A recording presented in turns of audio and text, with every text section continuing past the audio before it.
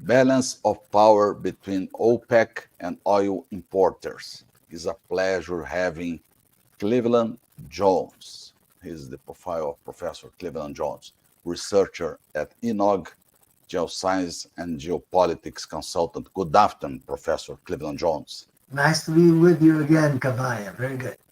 It's a pleasure. Cleveland Jones, could you please contextualize the composition of OPEC, OPEC Plus, the production, the proven oil reserves, what you have to us to show about Yes, OPEC? the perspective is important because, as we were discussing, the demand forecasts for oil and gas out into the future vary widely by different organizations, yet they all still point to a very significant demand going out to 2030, 2045, 2050. The IEA is forecasting 106 million barrels by almost by the end of the decade, by 2028. OPEC, of course, is a little bit more aggressive. They're suggesting 116 million barrels by 2045. So they're looking out into the future and saying, oh, we're going to need a lot of oil. And at the same time saying we're going to be very important. Of course, that serves them well. Even BP, which is very conservative, suggests that in 2050, we would still have 70 million barrels demand, which is less than OPEC, but it's still a lot of barrels at the middle of the century. So the question is not, well, it's going away. No, it's not going away. It's going to stay there and so on. But there's many changes. And unfortunately for OPEC, for example, the changes are already in place, which basically pertain to a very stable demand supply situation. With all of the turmoil we've had, even going back to the war in Ukraine and so on, oil prices have remained, except for very short spikes, within a very 80 to 100 broad range. And I think they will stay like that for a very important reason. Oil demand is very price elastic. So OPEC's ability to control prices by reducing production, for example, would not likely be very effective because demand destruction comes in right away. And of course, if you have demand destruction, you come back to the equilibrium again. So they can't win on that side. On the other side, oil supply is also quite elastic. And it used to be that we say, well, oil projects take 10 years to be implemented. Nowadays, maybe less because the industry is very agile. But the shale patch has changed that. So nowadays we have a lot of drilled and uncompleted wells, and the industry in the shale patch is very fast. It can react to production in a couple of months even, so that if prices were to go up, production can also go up, especially in the shale patch. And that, of course, would counter any price increases. So we have a situation where it's going to be very difficult to affect prices by controlling production, which is more or less the only thing that OPEC can do. And what's the production of OPEC? Into the 30s, but it doesn't matter because nowadays we have OPEC Plus, and we have a lot of players that are not in OPEC. For example, Brazil was not, now it is, that still are looking to OPEC for guidance. So a very large portion of the, nearly 100 million barrels a day is really tied a little bit to how OPEC operates. But the other side of the point is that high prices are the solution to high prices. And OPEC, in their charter, they have this very nice sounding objective for OPEC. They want to stabilize markets and provide efficient market. Balderdash. All they want is to make sure they can maximize prices. That's obvious. Yeah. And it's a cartel. Don't forget, this is a cartel. So obviously that is their intent.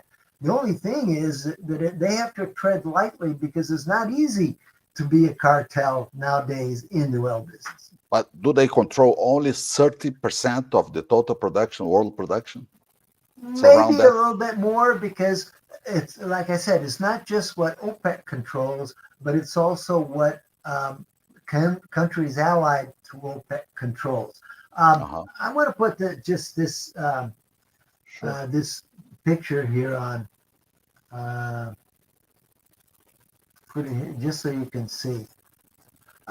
You see, this is more or less the breakdown of OPEC and OPEC Plus. There are only two big players, Saudi Arabia and Russia.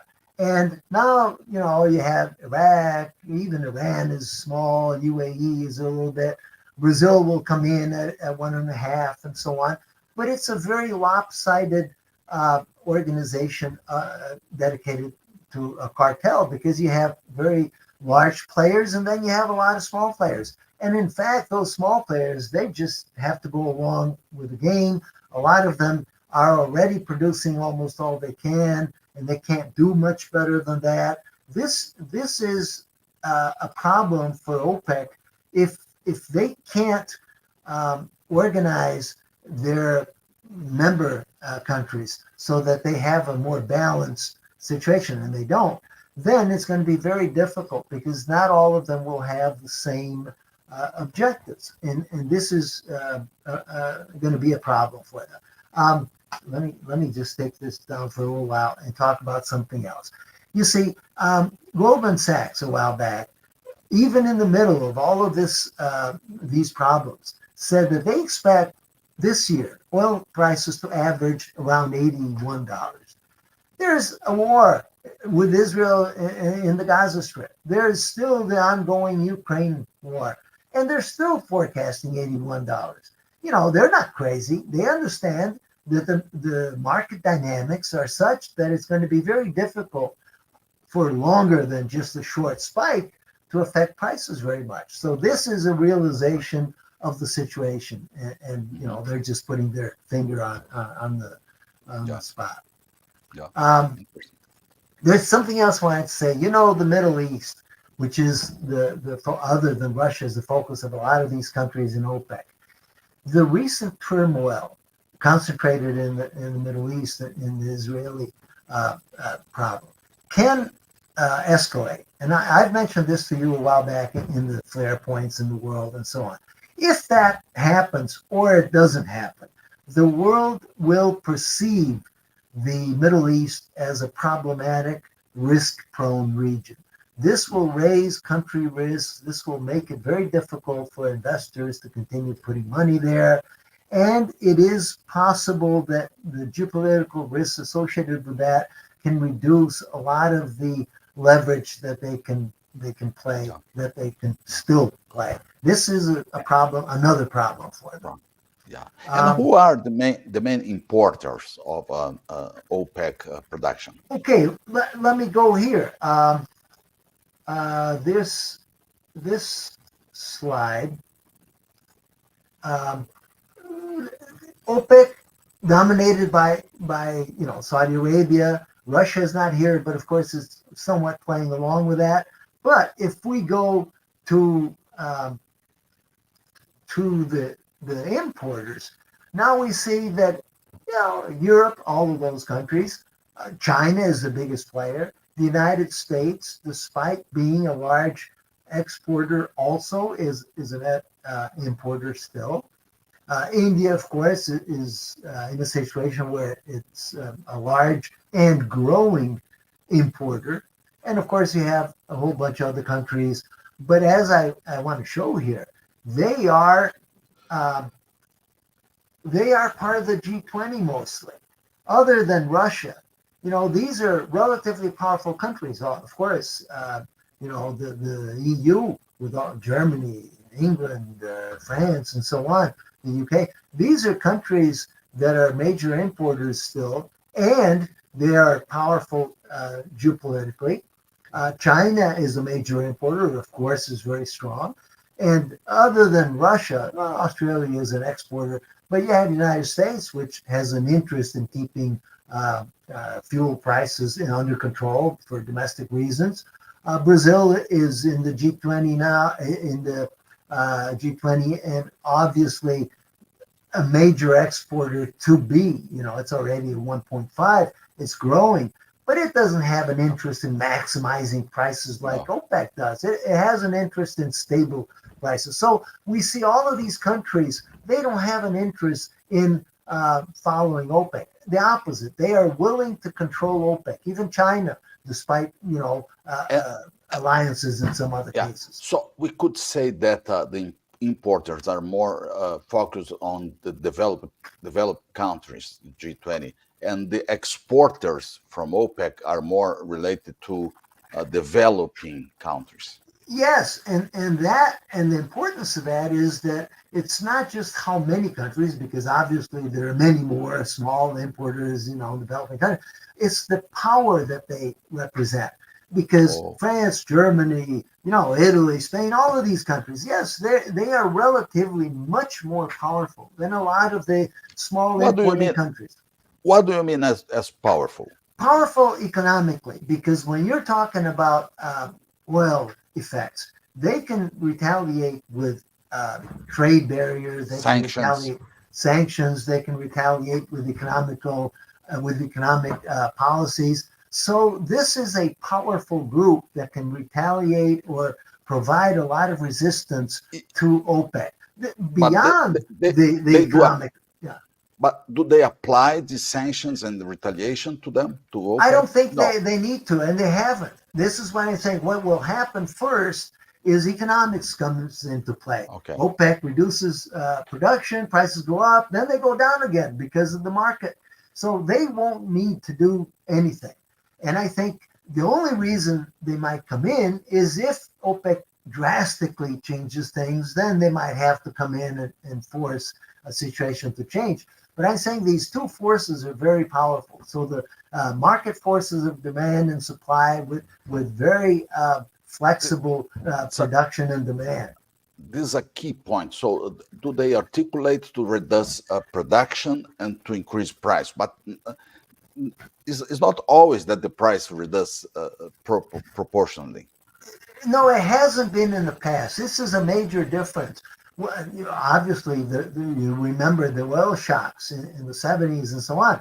They were very powerful and lasting and caused a lot of harm and really, it was a punch to the gut of developed countries because back then they did not have the mechanisms to do much about it. And the market, the supply demand realities did not favor the importers. Nowadays is different, and this is the important consideration.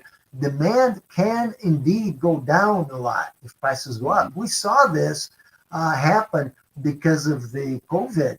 Demand went down several million barrels, 5, 6, depends on where you count it.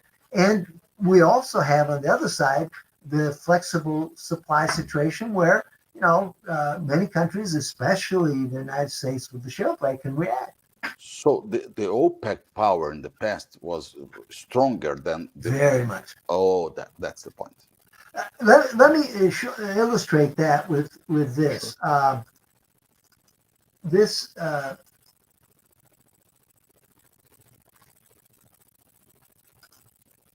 this no, sorry, this one.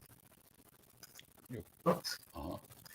You see, in 2022, the black lines are the relatively recent numbers for export numbers.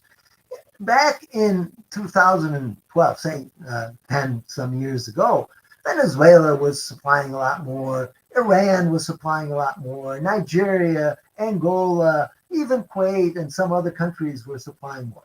That has already changed. We are seeing OPEC become more concentrated in production among the very major producers, and this is not favorable for operation of a cartel because then you only have one or two players that can really try to dictate, but all the other ones may not have an interest. And in fact, every time that they have a decision, there's a lot of people that say, "Oh, we can't follow that because we need, the resources for our economies." Or on the other side, they say, "Oh, we can't even produce our quotas." And so the cartel has been undermined in the last 10 years significantly. This has weakened it. And this is a reality we can't ignore. And power is being reduced in the OPEC control because the non-OPEC countries that are increasing production, this is in the case of Brazil, of course, Yeah, they are dominating the growth. No, exactly. You see, Guyana is on a fast path to growth. Even when we talk 1 million or 2 million barrels, which it will achieve, that is a lot because the balance is delicate. Brazil at 1.5, and it could probably go to 2 in a year, and maybe 2.5 or more the year after. That's a very significant increase as well. And of course, the United States will probably plateau around 13 or something more, but it could grow if prices go up and so on. Despite the Biden programs for alternative energy, oil industry will react. It's not the government that will decide it. It's economic realities, guys.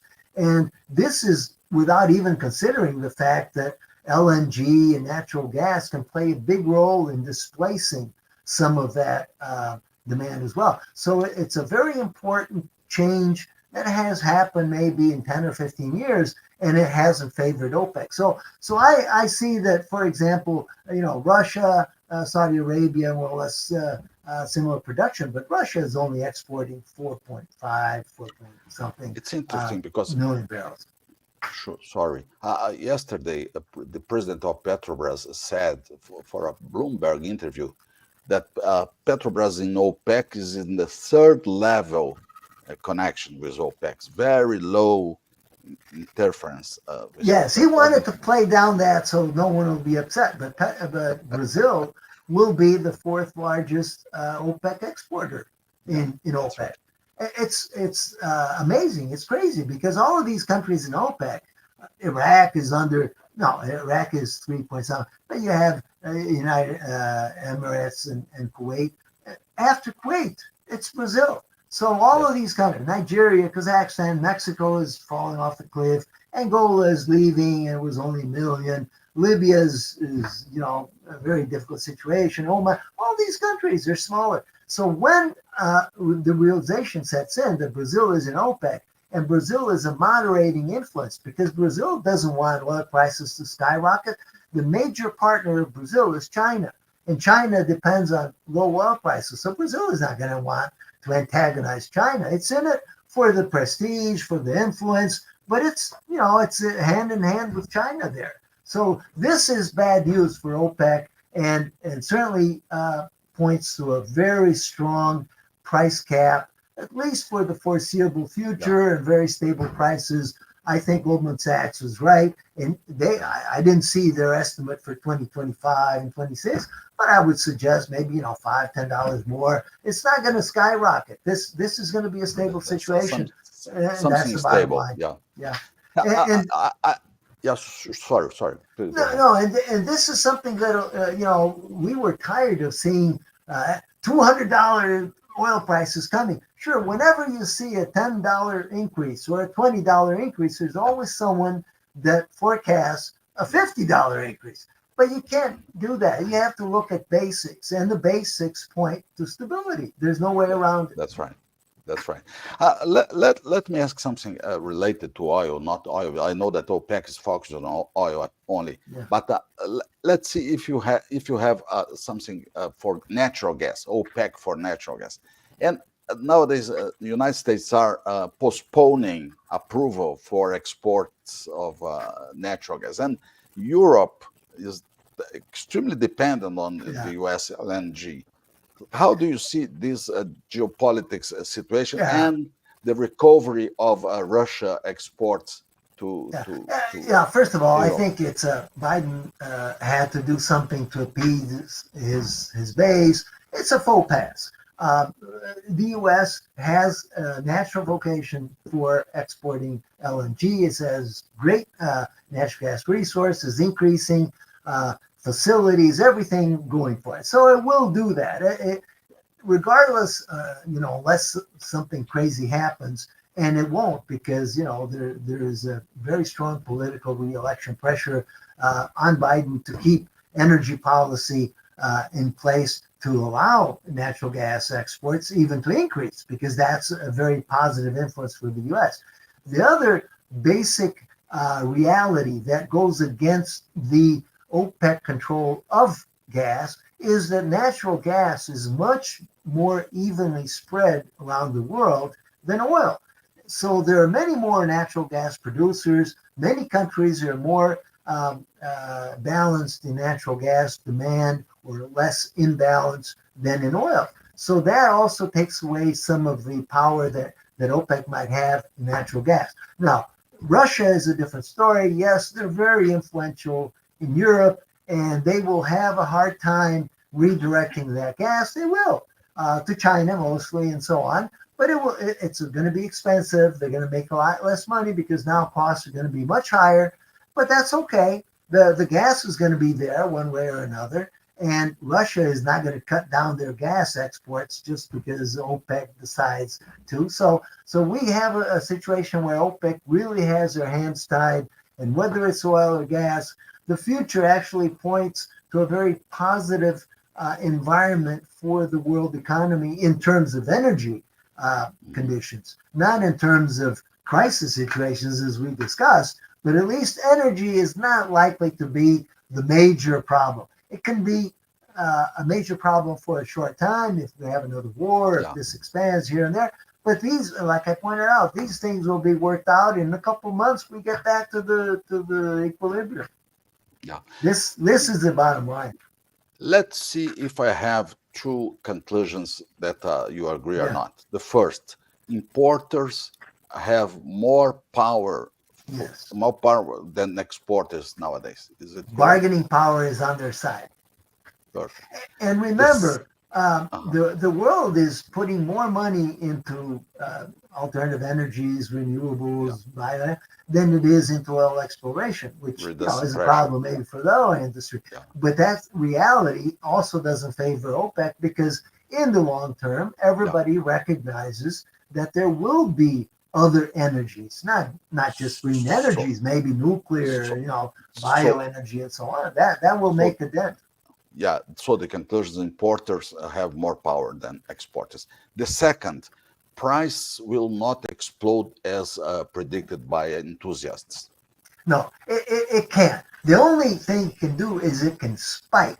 Yes, we have a major announcement, something happens, they assassinate someone in Saudi Arabia, yeah, prices will spike. But, in a case like that, probably within weeks it comes back. In the case of a war, for It's example, very it might stable. take a little longer, but it will come back down to that equilibrium level. It's a very strong equilibrium level. And that band of prices between 80 and 100 is very solid. Goldman Sachs, I think, was even aggressive saying 81. I would suggest probably 85 or 90, but that band is very strong. It's going to be very difficult to get outside that band. Yeah, yeah. So great. These two conclusions for me are Yeah, very strong, and yeah. importers powerful and prices stable Yeah. prices. Very good. That is good news. Of course, we have so-so news in other cases, as we discussed, but this is important to balance things out as well. Very good. Yeah. Excellent, Professor Cleveland Jones. Thank you so much for this video today. It was a Okay, you're pleasure. welcome, Kavaya. Nice to be with you. Thank Bye-bye. you. Thanks. Bye bye.